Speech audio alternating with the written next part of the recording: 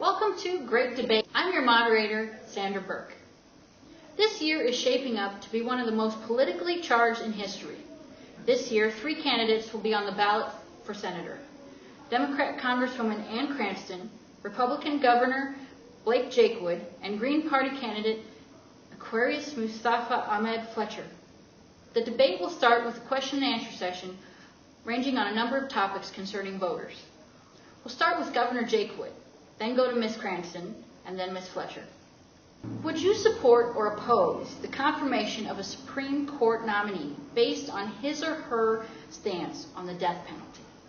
As a fiscal conservative, I support the death penalty. It's cheaper to lethally inject a terrorist than it is to feed and clothe him for the rest of his life. Actually, the appeals process in a death penalty case costs more than keeping someone in prison for the rest of their life. That pagan tofu eater is right, which is why the death penalty needs to pay for itself. I've got 3 words for you people. Pay-per-view. Everybody has Super Bowl parties. Why not have your buddies come to an Osama Gets the Needle party? Awesome! Do you feel that your family life makes you more qualified to serve in office than your opponents? My opponents say they put family first. Well, I put this nation and this state first. There are 300 million people in this country, 6 million in this state, but only 4 people in my immediate family. The needs of the many outweigh the needs of the few. So when my teenage daughter hanged herself and had a miscarriage, I was still making sure the state's highways got paved and bringing jobs here. Governor Jakewood believes marriage should be between 1 man, 1 woman, and 1 secretary. What Miss Epson does in her free time is none of your business, none of my business, and none of that nosy dry cleaner's business. But I do support Mrs. Fletcher's right to get married to her life partner. Actually, I don't believe in marriage. Let's keep in mind that this campaign has lasted longer than Governor Jakewood's first marriage. I was hand-fasted in the Druidic ceremony during the equinox. Would you be in favor of expanding the federal government's role in providing health care? Believe me when I say that you do not want Miss Cranston, Miss Fletcher, or even me overseeing something as complicated and important as health care. The federal government came and deliver the mail on time, and you want to oversee your cancer treatments? We need to provide free medicine to everybody who needs it, namely penicillin to all of Jakewood's girlfriends. We need to abolish Western medicine. Antibiotics defy Gaia, the Earth Goddess. Do you favor keeping our forces in Iraq? If so, now that Saddam Hussein is dead and no weapons of mass destruction have been found, what would be the military objective? I believe in smaller government, so I support the president's policy of outsourcing the war to private contractors. Government, by its very nature, is inefficient.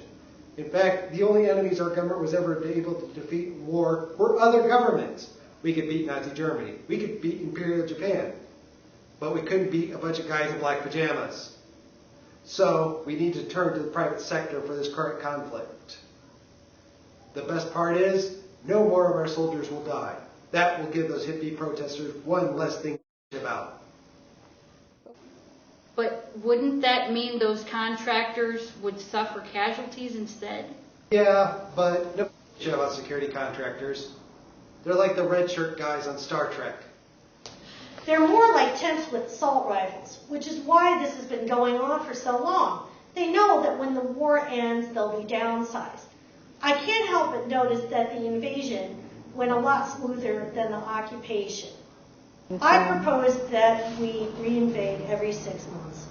We need to redeploy our forces to Burma, Tibet, and Darfur to fight human rights abuses there. Iraq is so 5 minutes ago.